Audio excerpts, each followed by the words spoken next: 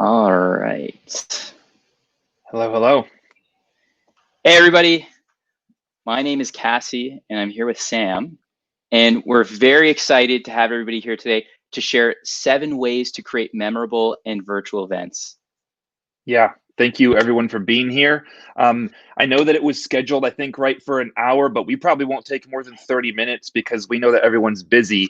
And this also isn't going to be rocket science. We are by no means the end all be all experts in the world of virtual events, but we both run businesses that are fantastic kind of auxiliary experiences and add ons to make virtual events more memorable and a little bit more fun and enjoyable. And that's what we're going to be talking about. We're going to be sharing as many, I don't know about tips and tricks, but really like resources, other businesses, apps, founders that we know, and encouraging you all to check them out during this chat.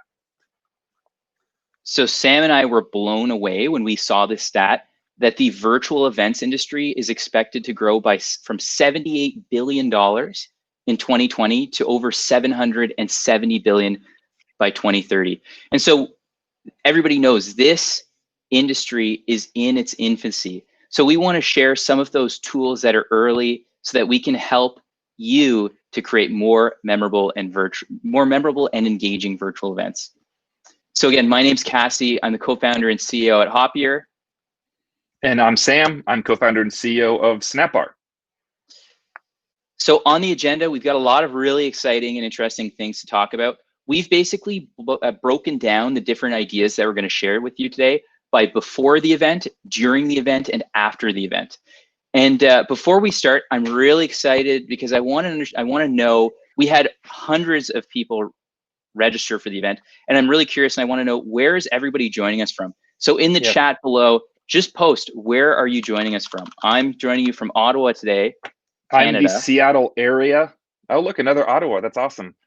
Oh, a bunch of people in Seattle. Sweet. Technically, Gig Harbor. I say Seattle because I feel like no one ever knows where Gig Harbor's from.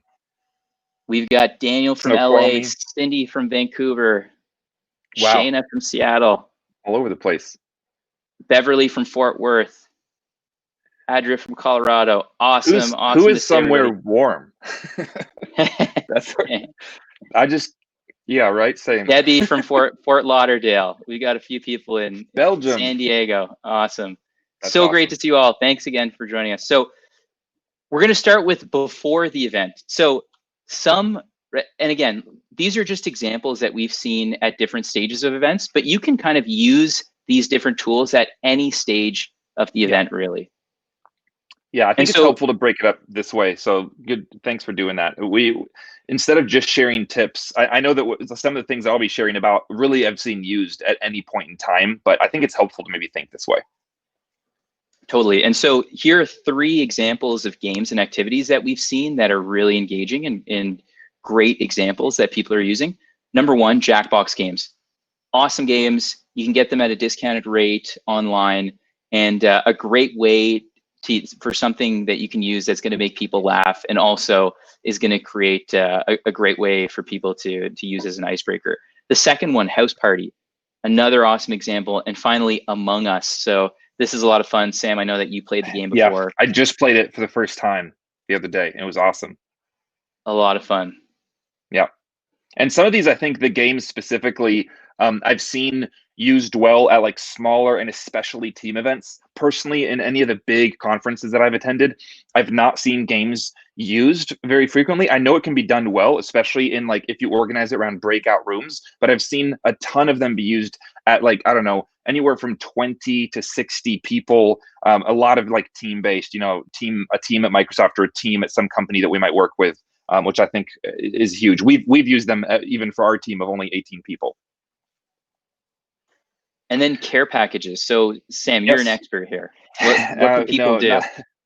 I don't know about expert, but so Snapbar is a photo booth company, and where we used to be busy doing in-person photo booths, of course, that came crashing down in March, and we were catapulted into, I don't know, it felt like the unknown. One of our first big pivot was to gift boxes. At first, our approach was e-commerce, and very quickly we had people actually ask us, even though it was just an e-commerce site, can I send these to my team or to virtual event attendees. And that's actually what the business has become. Keep Your City Smiling, which is, we run alongside Snapbar, sends care packages and gift boxes that support small businesses exclusively to remote teams, but also conferences and virtual events. And a lot of people are sending care packages ahead of time.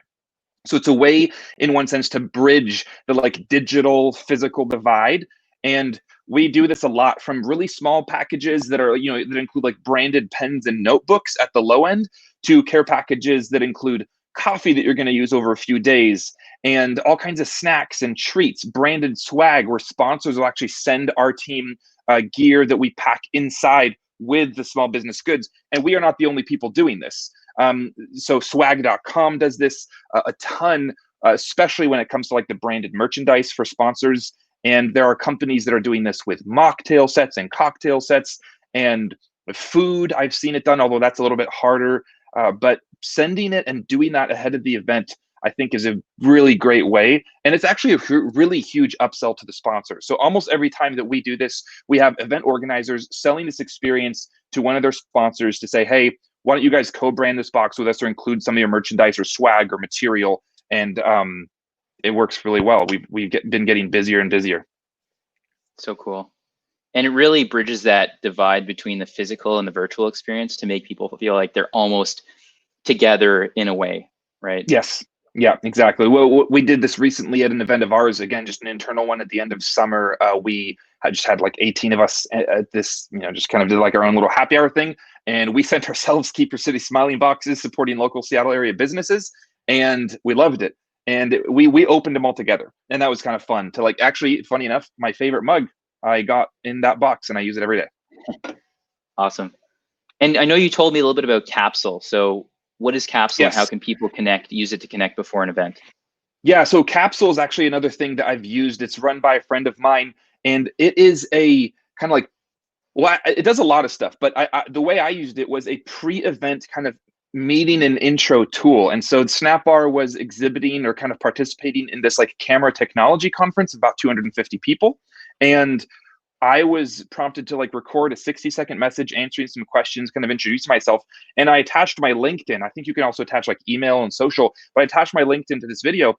And what they do is they send this kind of capsule out pre-event where you can kind of scroll through and check out everyone's 60-second answers to these questions and then connect with them. And I had a bunch of email and LinkedIn conversations kind of come out of that. It was just like, and it was asynchronous, right? So it happened 2 weeks before the event started, so that any day you wanted to, you could check in to see what people were doing, who was going to be attending, and learn a little bit more about them to be able to connect outside. So cool. Such a cool idea. Yeah. And just real quick, Cass, before we move on, people are asking questions.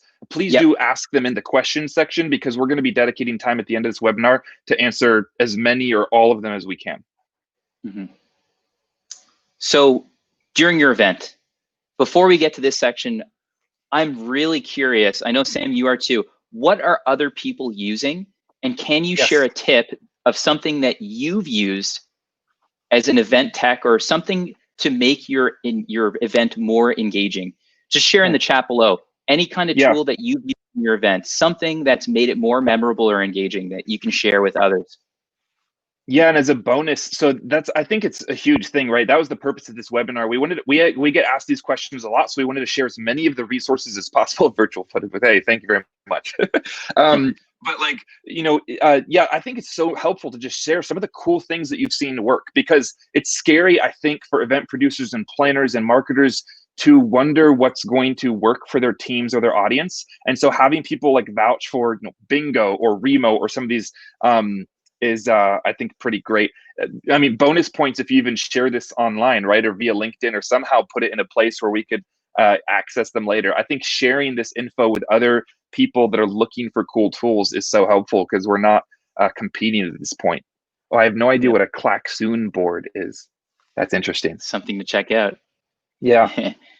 So for during the event, one example that we've seen, and I know, Sam, you had a great experience yourself here. So one example that we've seen is hosting virtual classes and and different kinds of classes and maybe studio events that people can enjoy. Whether this is with a gym or studio, Maybe it's a yoga class, maybe it's a workout or something like that. Bartending classes. I've seen cooking classes. One of the things we were chatting about earlier, Cassie, was trying to make it as hyper local as possible. So instead of just like pre-recording or downloading some YouTube yoga workout, like try to find a local yoga gym that is doing this already.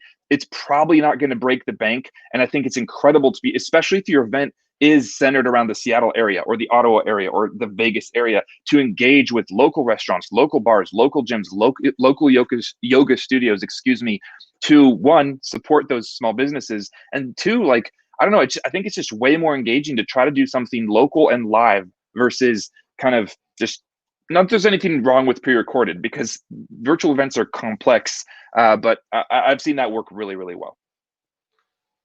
So cool. Yeah, I think, and here, I think the emphasis on local, getting people in your community and supporting local businesses, there's a great opportunity to reach out to your local gym or your local studio or your local bar or restaurant to ask them, hey, would you be interested in doing something like this? And I think the thing that we've realized is that there are tons of different local businesses that are doing this kind of thing, and they need our support more than ever right now. So it's really cool when, especially if you have a localized event, like you were saying before, Sam. Yeah.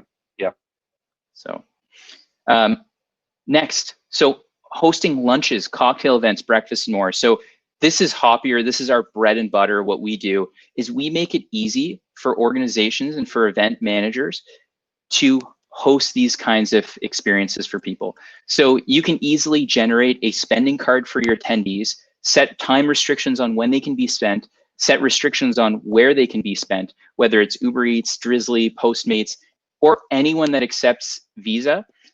And then you can get that money back that is unspent at the end of the event, and brand the entire experience, whether it's your brand or a sponsor's brand. So really cool to see people using this for all kinds of things, like sending people credit for lunch, sending people credit for breakfast, or whether it's a coffee or a cocktail or whatever it might be for your event. And really cool to see how people are using this. Yeah. I love what you guys are doing. And it is really cool, right? You mentioned the piece that it can be timed. So it encourages people to use it for a very specific amount of time, almost forcing people in one sense, in a good way, to step away from the computer, to detach, to eat lunch, to take a break, which again is like a huge piece of engagement at virtual events, is breaking up the like the intensity and some of the monotony of listen, learn, and getting them outside. Exactly. Again, guys, just quick tip, there's a lot of questions popping in, which is incredible. Please use the questions tab that should be accessible at the top right of your screen, because we want to get to these, but we're going to try to move on for the sake of time for those that don't want to stick around for questions. Yeah. Oh, will this be recorded, Cassie? That was a question that's come up a couple times. Yes, it will be recorded. Great question. So yeah, photo booths. So this is what we've done. This was our second pivot as a business. When we were able to, we bought ourselves some time with this Keep Your City Smiling pivot, where we were sending these care packages, and then people started asking us whether we could like do what we used to do in person for the internet. And so we built this software, and it's actually become like the fastest growing product we've ever launched. It's being used around the globe. A virtual photo booth, what does it do? I mean, again, it's this like little slice of time where you give people a break from the consumption of content to the creation of content. You get to like create branded imagery or user-generated content that can be shared online, social media, LinkedIn. Also just gives you a reason to smile, to take a break, to goof around with props and stickers and silly things like that. We've seen it used in similar ways to Capsule, where people will be encouraged to like post to social media with like a link with a hashtag, so that you can kind of connect to see like other people that are a part of it. But it's a great way to generate content, to promote events, and it's sold to sponsors a lot. The middle image in this slide is kind of an auxiliary product to the virtual photo booth, which is a lot of fun. And we just started producing, which is like a virtual mosaic. So it brings all the images that are being taken around like the globe or your event, and brings them into this like, well, it can be animated, but basically just this collage, a branded collage of imagery. And it's so cool, right? Like virtual photo booths, I did not think were going to be a big thing, but they've they've become a thing. And in some ways, they're even easier, and we're being asked to do them for like in-person events because, oh, you don't have to stand in the line and touch a screen. You just whip out your phone, scan a QR code, and boom, you can do it. Not that there's many in-person events happening, but kind of fun. It's such a great way to amplify your event too, and to get the word out there about what's going on. I've seen, I love what you guys are doing at Snapbar. It's so cool. Lots of Snapbar fans in the chat too. Yeah, Shane is saying love Snapbar product and the staff. Yeah, well, we love Tableau, and thank you for the support, guys. So after your event, a lot of really cool things you can do after, right? And here are two cool examples. I know, Sam, you have a lot of experience, and you know both of these teams too, right? Yep, I know. So I know the teams behind both of these products, and they're fantastic. Again, super interesting, and depending on the scale of your event, more helpful, less helpful. It's really tough. Although I know that on Gather, for example, they've hosted tens of thousands of people. So Rally is a place that you could, like, a really simple way to create breakout rooms that is not Zoom, and that are in my opinion, like a better branded and kind of themed experience. So you can kind of brand each Rally room. And I don't even know if they call them rooms specifically, but that's kind of the idea. You can create topics around them, and then people can you can cap the number of people that are part of one, and they can join and select, kind of like walking up to a table to figure out what people are talking about, which I've seen at tons of in-person events. And you can just join the conversation with others. Gather is a really interesting one, probably the most interesting tool that I've come across. I don't think it would work for everyone, but we used it at a little happy hour for our 18 person team. And it's like you walk around with a 2D avatar, and based on a radius around you, when you get close to somebody, they pop up kind of like in video chat, but then you can walk away from them. And so at our happy hour for just, our own 18-person team, I would join a conversation. They were talking about something. I was like joining late, and then I walk away and walk up to like my brother, who was also in the room, my co-founder, and all of a sudden we'd be chatting by ourselves until someone else joined our conversation. And then you could go sit at the poker table. You could go up to a TV on the wall, press space bar, and it would play like a pre-recorded video. It was really, really interesting. I'd highly recommend people check it out, and you can test it out for free. Again, we have no affiliate relationships with any of these people, just a really cool tool that we've used. Totally. Yeah. And so we're going to take some time for questions, but before we do, we have two exclusive offers we're making today. So if you go to www.hoppier.com, you're going to be able to, if you sign up for a demo, we're going to give you 20% off on your first event with Hoppier, and money back guaranteed if you don't have a great event experience with Hoppier. So check us out, www.hoppier.com. And for Snapbar, on our site, on our virtual, if you go to snapbar.com, you can navigate to the virtual photo booth page. We already have a $75 off coupon for anyone that joins this email list. But if you join it, and then if you decide to book, mention that you found out about it on the webinar, they will add $20 and take $90 off your first virtual booth or headshots event as well. Awesome. Is it called Gatherly? I'm pretty sure. Let me just find out about this. It was a great question. I'm pretty sure it's gather.town, but I will confirm in a second. And do you want to start moving through some of those questions?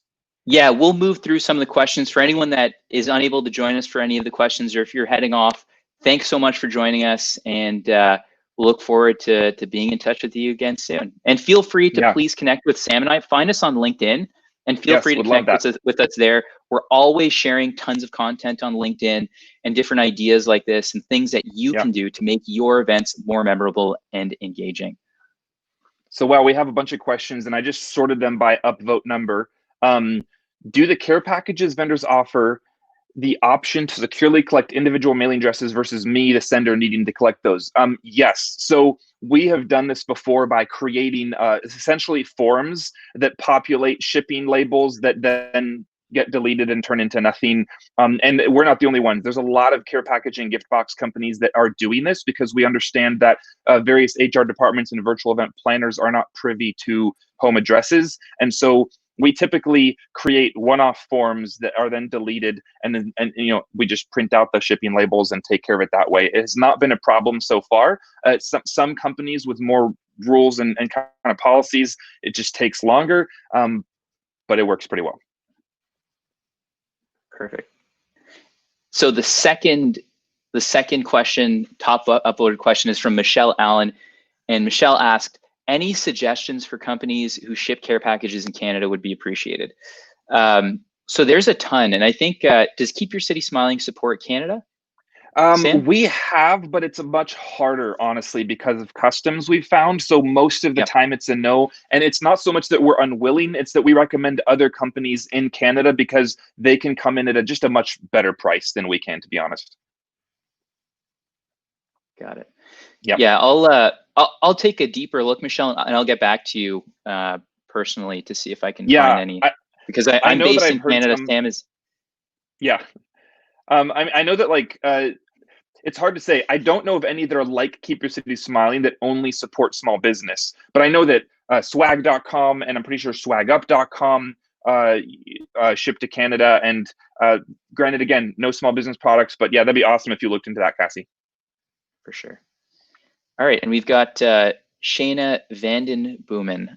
What is the largest number of people you have shipped swag boxes to for an event?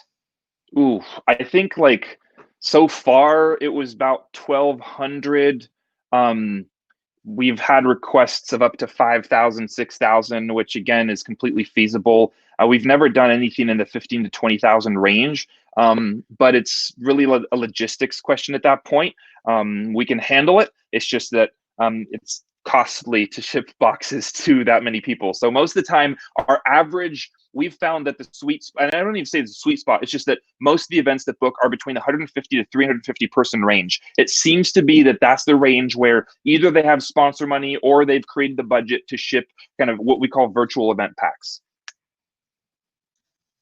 Great question. And we've got Lisa Jackson has asked the question. Lisa, great question. Can we be sent the links to all the examples that you were sharing during this webinar? Yes, totally. We're going to follow up with an email with links to everything and all of the information, as well as the recording. So we'll be sending that. There's another question from Ali Sankey. Best ways to make sure attendees interact with the photo booth. So this is really great question and super interesting. In-person days, one of the biggest kind of faux pas was to put the photo booth in a place that was difficult to find, hoping that it would bring people there. But I think that we as humans are very much kind of herd mentality. Well, we like to be where the action is. We want to be where everyone else is. And so we've always found that if the photo booth, selfie booth, whatever kind of spin you have link is prominent and easy to find, the engagement goes way up. And then if there's any type of incentivization, massive engagement.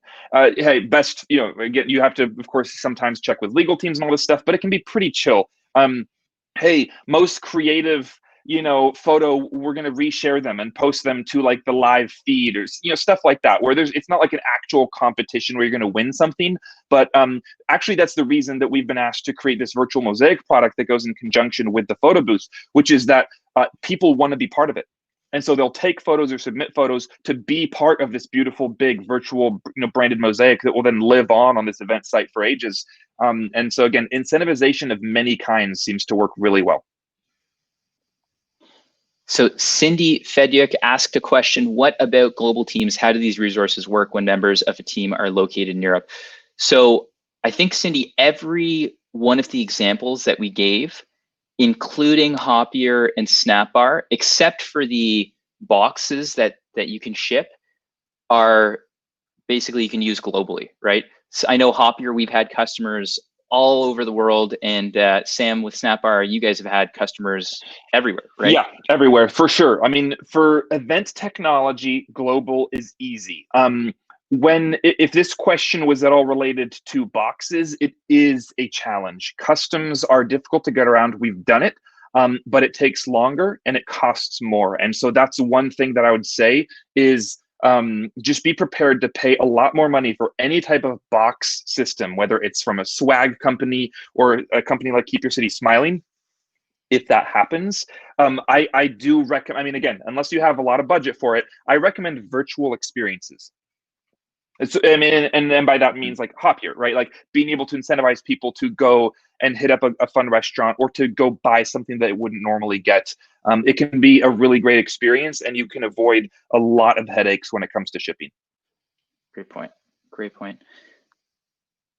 So we have a question from Cedric Cox. How popular, successful is a virtual photo booth with corporate clients? Oh, I mean, that's basically all we've done. So in the past 4 months, we've done, I think, over 600 events. We're doing hundreds of them for the holidays, for virtual holiday parties. They are really easy to set up. They're branded. And so, yeah, most of ours have been conferences, sales launches, product launches. Even we're getting into marketing activations and sport activations, like being a fan from home. And so, funny enough, it's actually like barely been weddings and private parties. It's almost all been corporate. Amazing. I know that we're looking to use SnapBar for one of our events too. And, Love it. I know we're all excited about it. So Caden Sanders, Caden has a question. Can you walk through how a virtual photo booth scavenger hunt could work? Oh, interesting. Yeah, so this is an idea that we've definitely seen. Okay, couple things. A virtual photo booth is, of course, most of the time used for selfies, right? But it doesn't have to. We've seen people use it as simply like a camera tool that gathers everything into one place. And so long as you are able to tell like who's taking the photos, or at least document who's taking the photos, and you can with add-ons, like we can have people add their names to various photos and things like that. It's pretty easy. This is kind of a sneak peek, but we're going to be launching next year, if everything goes well, an actual scavenger hunt application, or basically similar to a virtual photo booth, but designed for scavenger hunts. And so, Caden, to simply answer your question, you would set up the rules outside of the photo booth to say, here's 7 household items you need to take a picture of.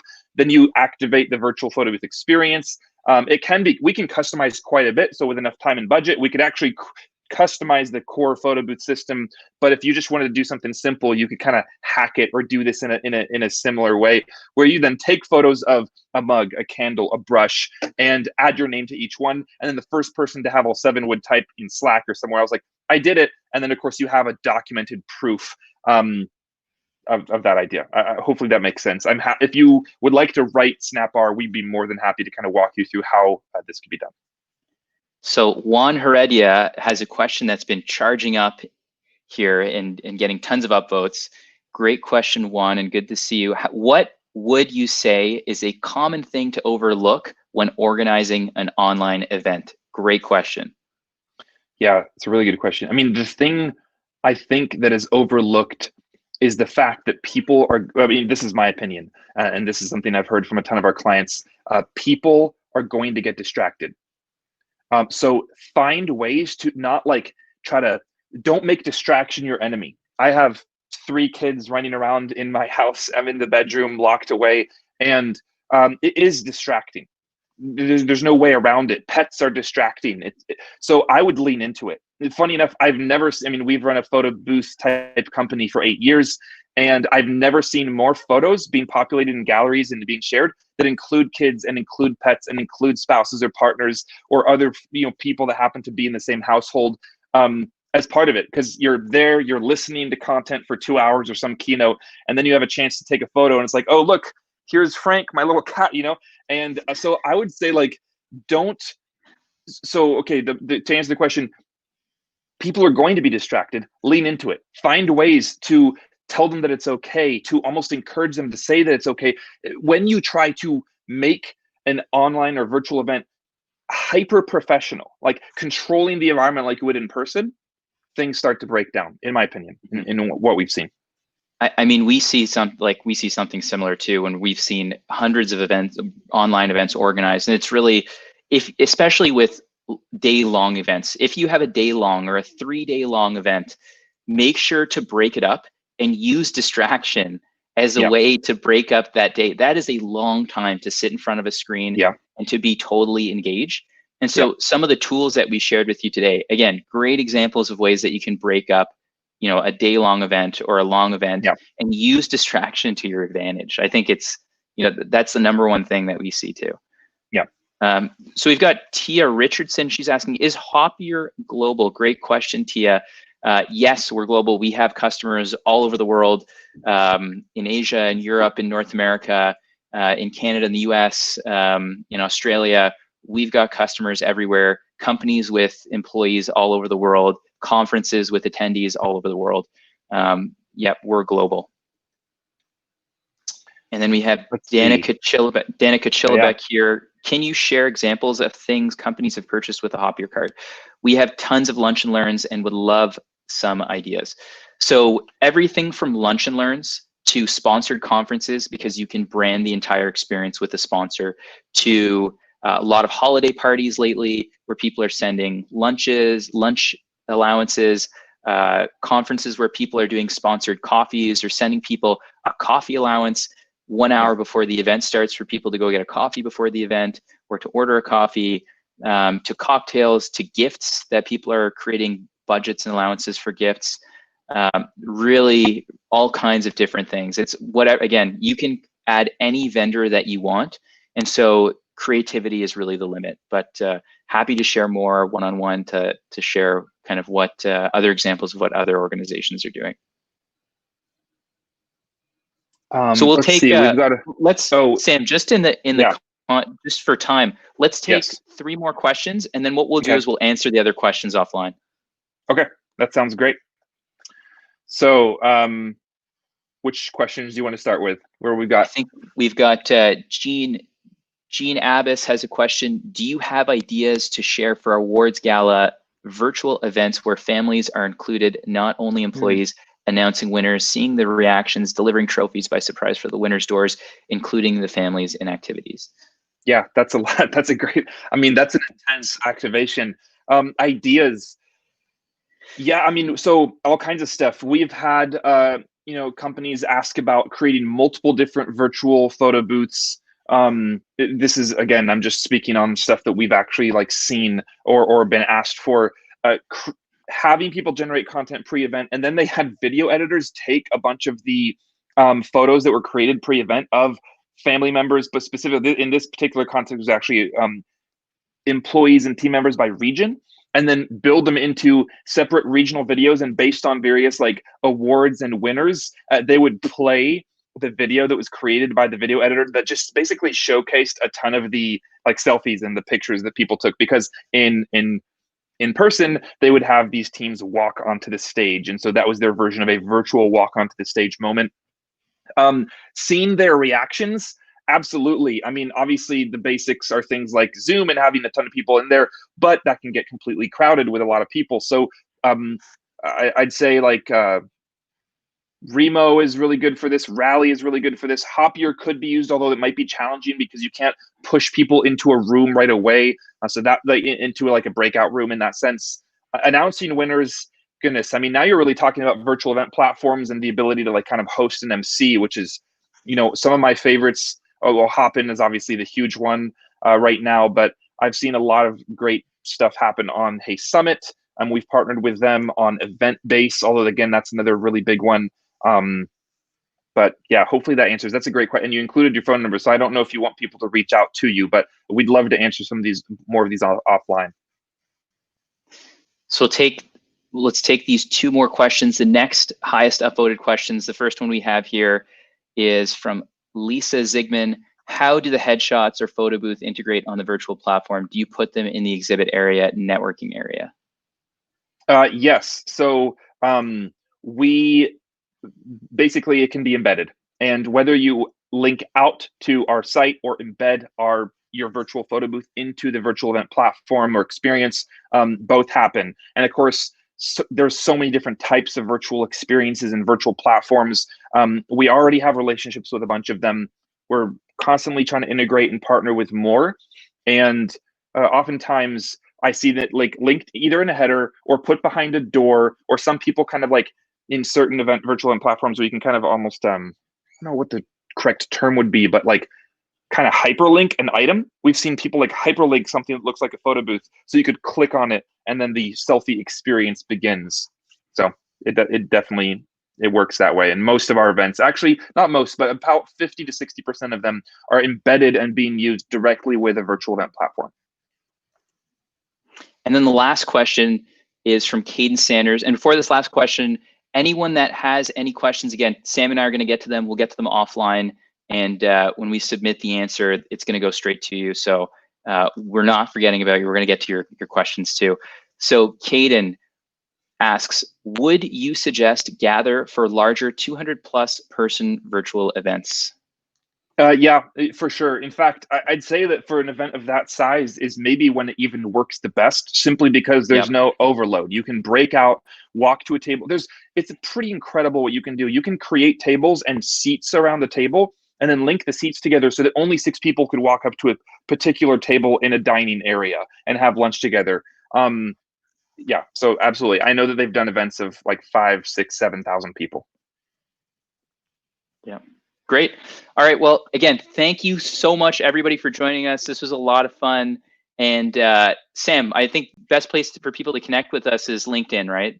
Yeah, LinkedIn, or of course, I mean, our website's submitting lead forms so that our teams can kind of help out and begin that conversation of really like trying to create a custom experience. I know that you guys do the same, Cassie. Yep. Cool. All right. Thanks so much, everybody, and have a great week. Thank you. We'll see you later. Bye.